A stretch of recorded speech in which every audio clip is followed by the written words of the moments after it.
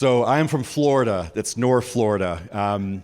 We are Natural Elements Painting and Repair. We are 80% commercial, 20% residential.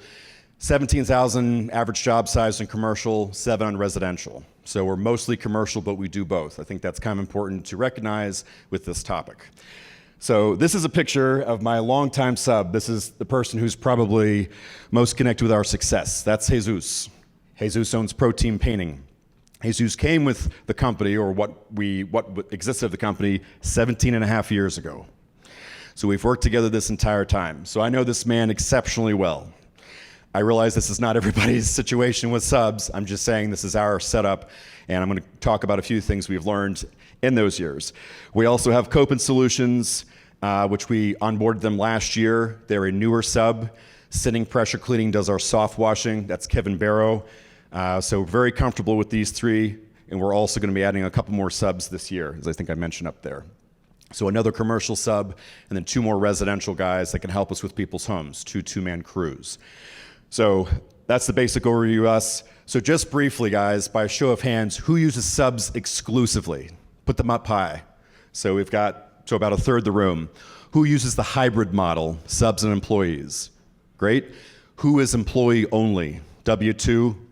So pretty evenly split. All right. So this is great because I want to engage you guys in this conversation as we go into pain points and so on and so forth. So one of the questions we get asked a lot of times is, where do we find these people, right? How do we connect with subs? Where can they be located? Jesus, fortunately, came with the company. He was connected with my former fraternity brother, so we brought him in with the company. Lucky us. That's probably not many people's experience to have him come with the company when you take it over. Copen actually found us online and contacted us a couple times. They reached out to us. It was great. You could tell they were interested. That's something you obviously want on day one, an engaged sub. Kevin Barrow, I think we knew from another network, another lead. But most of the way we have found people to work for us is because we already knew someone who knew them. We've also used our Sherwin-Williams rep. God bless Fran Solante. Fran is from Philly. Fran is very direct. This guy's great. This guy sucks. So we have reached out to our Sherwin-Williams rep, our PPG reps. We have gone and talked to the store managers. Hey, Mr. and Mrs. Store Manager, on these business cards on the wall that you have in the store, who pays their bill? Who do you like dealing with? Who would you want to paint your house, right? And we just look for overlaps. And we've reached out that way, right, to kind of vet, to find some of these people. When we do have a couple names, we have a vetting process. Thomas, if you can click on that little link. So we took this awesome outline from Maggie Kuiper. Some of you might know Maggie and Matt Kuiper. They're in Nashville. They put together this wonderful Google Sheet that outlines how they go through and vet subs. So we took it, we've edited it. This is a document that will continue to get refined, probably monthly. If you guys want a copy of this, I can share it with you after. Thomas, if you can stay to the left, please. So initially, probably like you would talk to anybody that you hire, initial phone call. Are these people for real? What work have they done? What are they great at? I asked the struggle question. Tell me, Mr. hopefully future sub, when you had a big challenge on a job site, what was it? How did you deal with it? And sometimes you get a canned response. You get oh, I was on site and the drywaller sucked. Yep, I've heard that before. So dig into it, right? When you had someone get in your face on a construction site, when you had a homeowner that didn't like the way you painted something, hated the color, whatever it was, how did you deal with it? So I drive into that because I want to see how they respond, right? Do they stop? Do they talk to you directly? Is the response effective? That will tell me something about them. So there's an initial pre-qual phone call. It's about 30 minutes. I don't try to belabor it. I don't want to ask every other thing that comes to mind. Hey guys, this is how we basically operate. Do you have insurance? Can I background check your guys, right? So I'm kind of asking these things to get a feel for who I'm dealing with. Are you okay with tech? Are you okay with using something called Company Cam? Because you have to if you want to work with us. I don't want to give someone a paper document in a folder and have to find somebody and say, this is the job 500 times a year. So we ask some of these key things to see if this is even a fit. If they're really struggling with responses, if it's a lot of no's, no, I can't do a background check or do this, do that, okay, maybe it's not a fit. You don't need to go further. In-person interview, I won't go too far into this because I know we have to move forward, but this is a really important part of it. My project manager and I Lisa Wade, Lisa and I will talk to these folks. You got it. They have to be on time, show up ready to go. Copen was very impressive when they showed up. They were early. They were 3 folks together, perfectly dressed, ready to go. We could tell it would be a pretty good fit just based on that alone, because it seemed like they wanted to be there. So Lisa and I go through a series of questions. It's pretty intensive. We go more in depth about expectations. What are some great projects you've done, references, all of the things you probably would do with an employee or with other people you want to work with. So we go through that process. Then there's the onboarding, which I'll just touch on that. Of course, insurance, EIN, a lot of things you guys have heard from. I will touch on this a bit later, but direct deposit, not paying you by check. Sorry, I need your bank account, I need your routing number. I don't want to have to find someone in a Moe's parking lot on a Friday to pay them. That used to happen. We used to do that. That's crazy. So always via ACH, you get the job done, we get paid. Very simple, very efficient. You don't want to have a manual process. Trial period, payment review with the trial period. We've been having subs do not-for-profit work, the Humane Society. We took Open Solutions into an office they needed to paint. Show us how you would do this project. What's your setup look like? How good is your prep? Have you worked with a roller before? What type of roller? All of that stuff. We want to see what they can do. But we pick a job where we don't have a lot of risk. I think you guys have tried subs out on a commercial job where it's fairly low risk. I think that's what you told me, Jason and Mason. Yep. So that's another possibility as well. If you have a project that maybe the homeowner is not going to be staring on top of it, they won't be like the University of Florida and have 16 rounds of inspections. There's jobs you can probably do that on. But for me, I don't want to put anybody on a single job that I haven't seen their work. And I'm probably not going to totally believe you until I see it. I'm pretty direct about that. Payment review. I've talked about some of these things, but again, do we follow the procedure? Is everybody happy? Is the customer satisfied? Do we do the punch walk? Subs get paid. Thomas, go back to the slides. So that's the basic process. Any pain points with this, guys? People who use subs, the hybrid model. Subs ask for more money. Great. What do you do? When do they ask for more money? Change orders or just, we're not happy with what we got paid? So,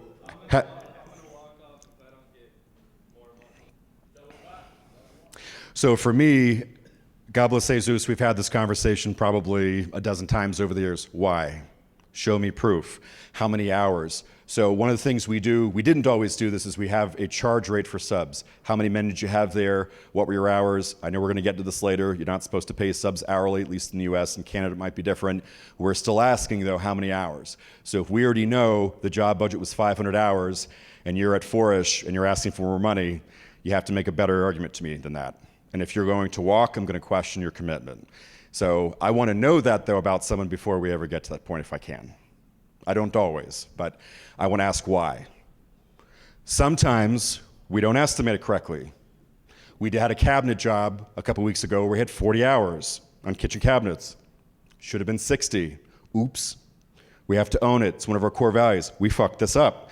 We will pay you to get this done, because at that point, you got to keep the customer really happy, and you got to learn from it. Go ahead. Your long-term subcontractor has been there 17.5 years. How has it been implementing some of these changes, new procedures, new technology, new processes? And he's like, hey man, I've been here 10 years. Yep. Like, why change things? Yep, it's a great question. So Jesus didn't love technology. Company Cam was great because when we were vetting it, we said it had to pass what we called the CAM test. We used to have employees up until July of last year. God bless Cam. Cam was our last employee. We had Cam for 7 years. Cam is a true blue tradesman.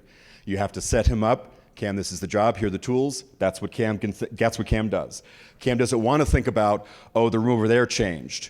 Oh, the drywaller didn't get this done. He would get frazzled, right? So Cam, can you use Company Cam? Can you play with it? Will you use this? He did. So with Jesus, we had to get to his crew leads. So Alfredo, can you use this? Eddie, can you use this? So with practice and a little bit of encouragement, they have bought into it. It's not perfect. We get daily logs in Company Cam, so we get pictures, probably 3 times a week. It's not daily. The next step I would probably go to is compensation. Basically, I'm not going to get you paid until we get this done. Got to have these pictures. This is why. Really important to explain the why. Protects you, protects us. If someone is still pushing back going, no, I'm not going to do this, are they a good fit? Andrew, I know you dealt with this. I'm going to turn to you for a moment. When I asked you about this question, pain points with subs, you said you got into a system of having penalties if someone wasn't showing up with the appropriate gear, not using the tech. What have you guys done? These are probably some of the challenges you face if you've worked with subs. Cash flow. Can't pay my guys unless I get paid every 2 weeks. Got to pay them every 2 weeks. If they don't get paid, they're not going to show up on Monday. That's not good. So this is a big one because there's a range of responses, I think, in BT members I've talked about how often to pay subs. End of job, every 2 weeks. God bless Glenn Bryan. Do you know who Glenn Bryan is? He's from Australia. So Glenn will pay you on completion. If you want the money sooner, he charges his subs for that. It's a 5% fee he charges his subs if they want to be paid weekly. True capitalist. So Glenn, though, is very direct. These are the rules. You don't like it? That's how it is.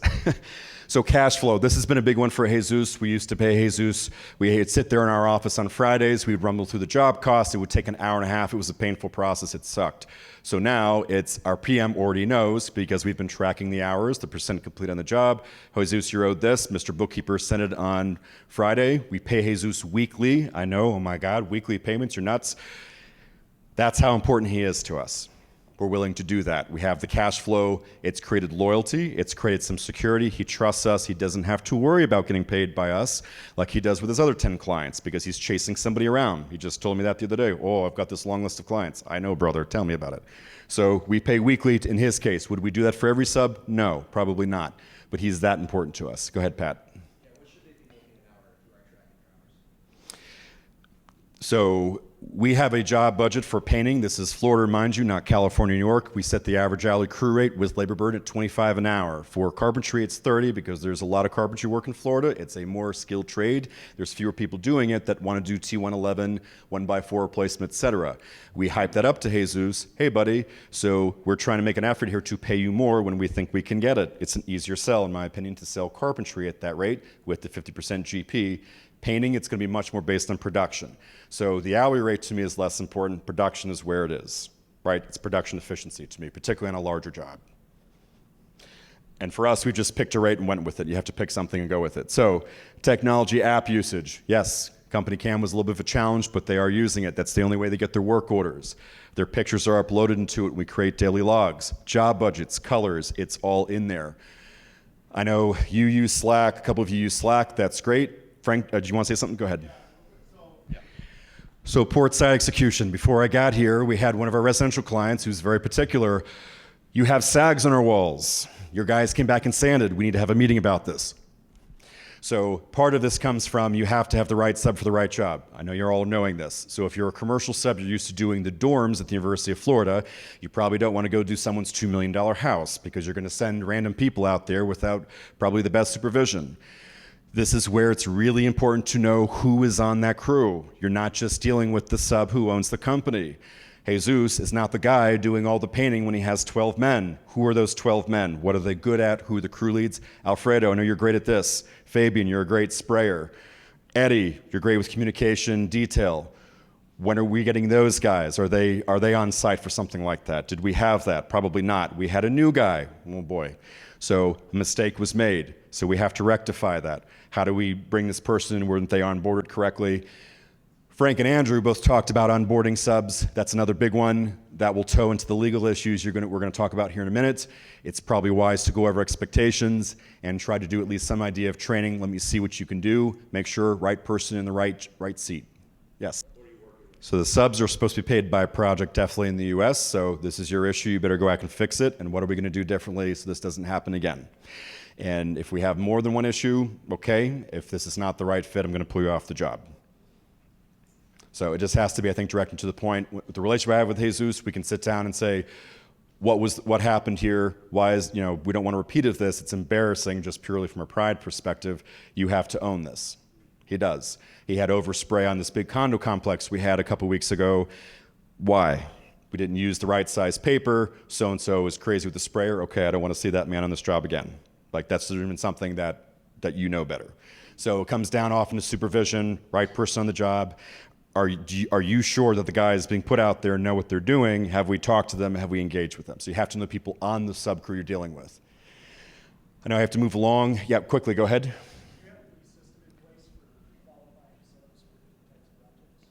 It's a great question. That comes up in the interviews because I want to ask several times, what are you good at? Oh, I do all of these things. Really? Let me see pictures. How about references? So we're about to interview another sub, V&G Quality Solutions. He gave me 3 references. I actually knew 2 of these guys. They were very blunt with me. They're good at this. Their cleaning on my site was a 2.5. It went up to a 4.5 out of 5 once they're in there. Okay, so not the best at cleaning. Pretty good at production. Maybe this is not the person I bring into the president's office at the University of Florida until I've seen them do their work because they're going to maybe make it a mess. That's embarrassing. So knowing some of these things, I want to test them out and see what are we actually good at. Let me see it after we do the interview. And I'm circling things like that where, oh, that might be an issue, this might be an issue, and so forth, right? I know I have to move along. Managing materials, this goes both ways. I'll just hit this differently. A couple of you respond different ways. We buy the materials. We actually order the first round of materials, the first 67% materials, put it on the job site. I want the sub showing up to the site, not wandering around Home Depot or Sherwin-Williams. Cut down on time.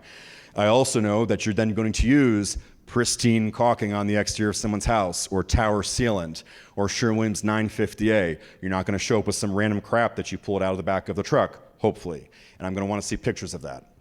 So we buy the materials. Some of you have the subs buy materials. That is probably more in line with what the law suggests you do. That's something you're going to have to figure out, right? There's pros and cons both ways you go. I would hit on pain points. I think we've talked about them. I know I've got to move along here. We've got to get to Mason.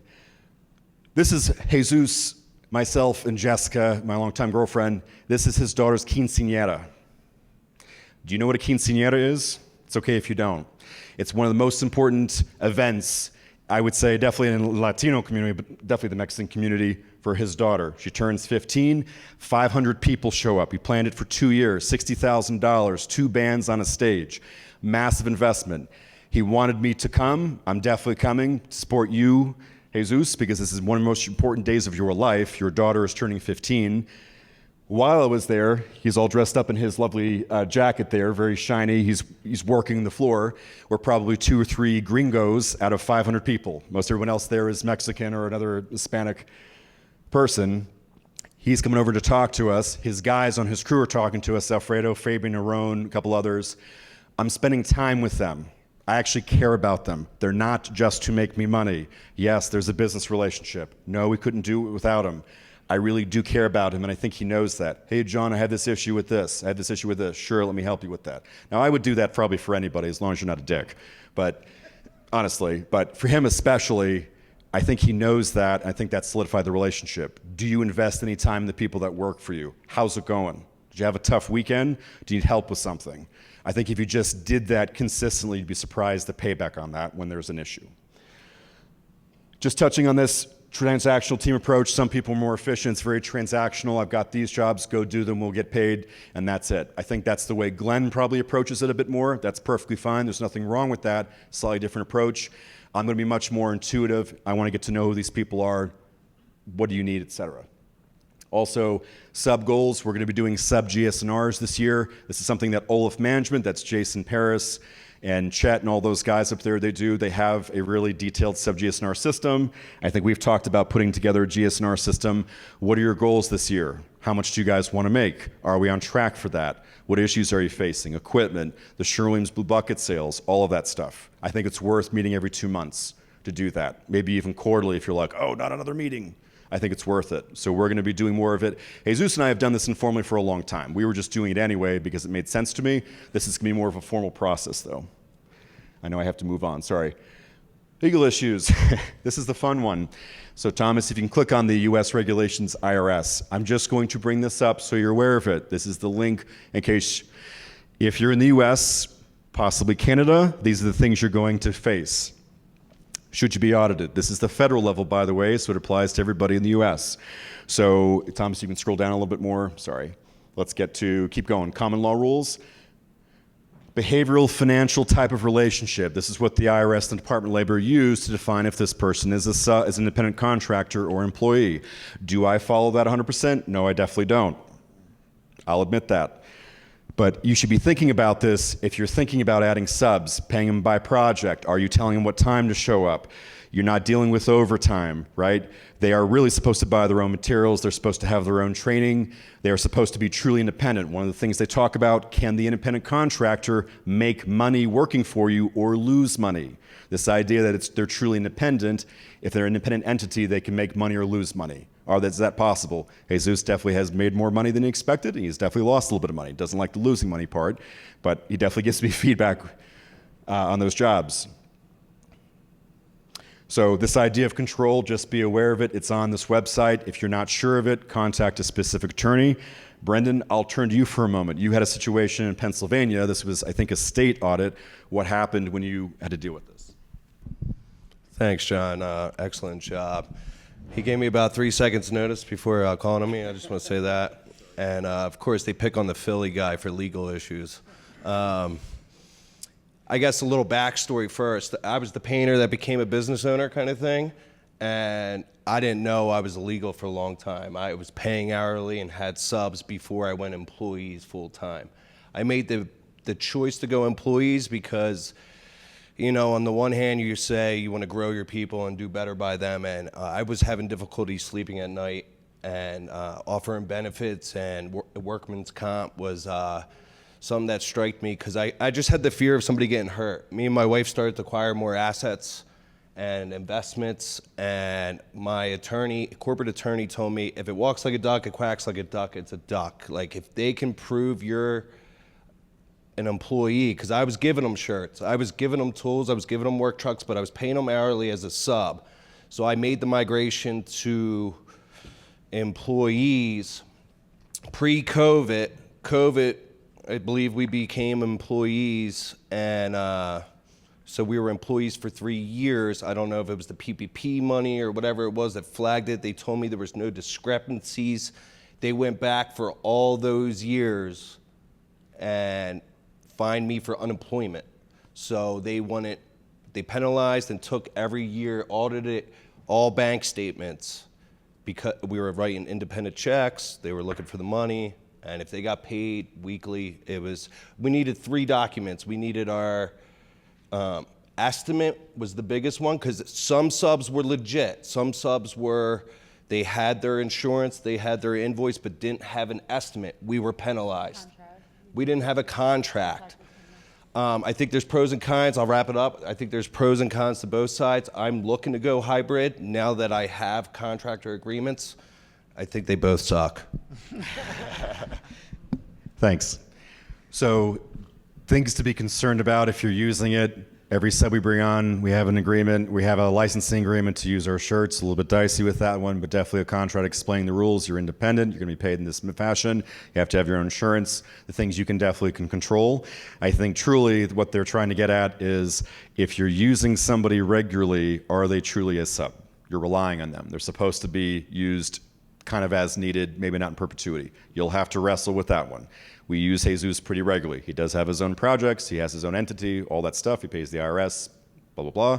So something to consider, how do I want to balance that relationship with a sub where it's consistent and it's reliable versus running afoul of having used someone all the time and then they're not really a sub? You're going to have to weigh that one. I'm not sure there's a great answer for it. Just so you know, if you wish to contact the IRS and ask them for a determination, they will determine it for you and tell you if the relationship is an independent contractor or employee. You can ask if you'd like. There's actually a form to fill out. You have to wait 6 months, but you can do that in case you didn't know that. It's up to you. Canadian regulations, Thomas, I don't know if we've got time. Do you want to just hit on this? I think it's largely similar. There's a link on the page. So for Canadian folks, I think you have a couple options here. Thomas, if you want to click on that just briefly. Yeah, your best ones are BDC and CRA, Canada Revenue Agency. So based off time, if you're wondering, you're looking for information, you can chat with me as well. But yeah, BDC outlines what the difference is between an employee and a subcontractor across Canada. And then the CRA identifies how to handle payments with a subcontractor and for tax filing purposes as well. So yeah, I would just say reach out to a legal attorney, but you can also ask me after this presentation if you have any questions around that as well. So yeah, CRA and BDC are your go-to for that. So it's a great question. So when I talked to this guy we're about to interview, so Gabriel Ariza, V&G, how many people do you have? Oh, I've got as many as you need. Okay, what does that mean? Dig into it. He has 9 people that work for his company directly. He has the ability to bring in other subs. So now you have a sub who has subs. That makes me concerned. Who are these people? So I said, Gabriel, let's just deal with your work crew. Tell me about those people. I don't want other random subs that you know that you can bring in. A lot of the work in Florida, new construction work, high rises going up, multifamily, this is how it's getting done. We can pass whatever law we'd like, but this is actually what's happening to get stuff done. Subs are bringing in other subs. They're now acting as a broker, not as a sub anymore. Go ahead, Brendan, question. I think to answer your question, that was the biggest point to my attorney. Was the biggest point to my attorney with the DUCA analogy was the subs and their employees, are they comped? Because if they get hurt, they could sue us and the customer. So it's the onboarding process. It comes back to. Personally, for me, if you don't have workman's comp, you're probably not going to work for us. The state of Florida allows a workman's comp exemption. You have to file it and get it from the state. The University of Florida allows that.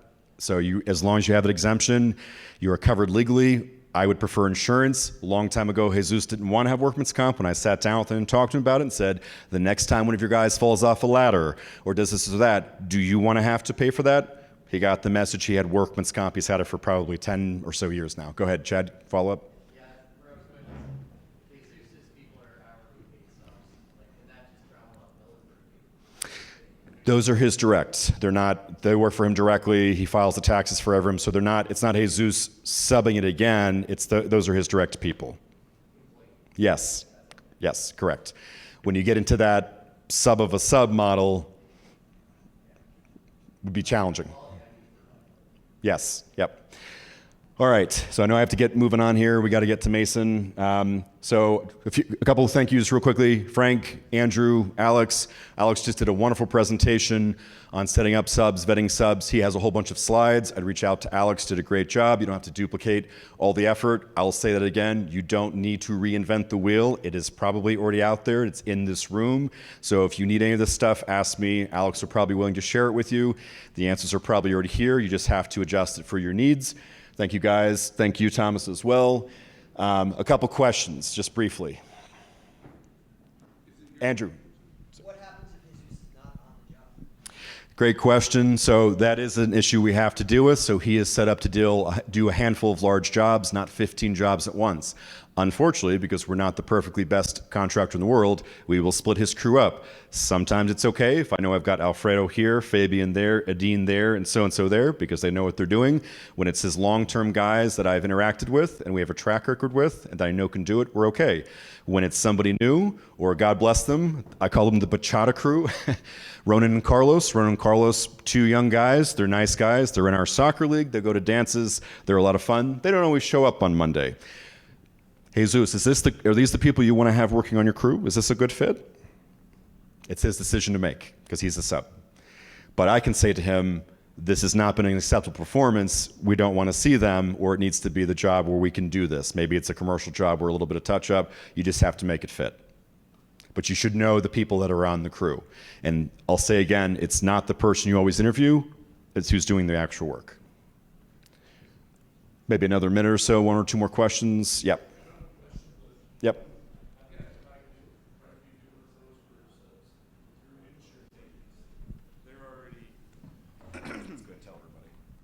I've gotten quite a few good referrals for subs through insurance agents. They're already insuring the sub, and so when you get the referral, you're like, okay, I already know they're insured, so that might be a good place to check. So I don't want to micromanage it, and I would say on the larger, like the University of Florida dorms, we've done them for 17 years. We don't have to. We do the things I think that we're expected to do, documentation of the work, materials are on site, make sure the walkthroughs are done. Most of the time, we're not really micromanaging the prep and everything. He just gets the guys set up. There's usually an adjustment phase. Okay, we're on this job. This is the set. Go. And it's the going. So most of it, honestly, is not. It's when we break him up and we put him on a site that maybe he's not the best fit for. It's just an emergency. Someone moves something forward in the schedule, which you know happens in commercial construction all of the time. We have to scramble a little bit. But that's where fundamentally we're there to do. They're there to produce, we're there to administer, organize, and be the communication point. But yes, it does not make sense to micromanage a crew of 10 or 12 people and be the person making sure every little two-man crew is set up. So to me, that's about fit. Are you really disciplined, obviously, with your schedule? We try to be very good about pressing people. When is the job coming up? Oh, it's not for a couple months like April. So we try to stay out of this reaction thing where we have to start doing that. He is good about getting the guys on site in production. He's not great always at communication, not great at always keeping in front of the schedule. So that's where we have to step in and try to fill a gap. It's knowing the roles and trying to be very disciplined to it. Does it work perfectly? No, of course not. It doesn't.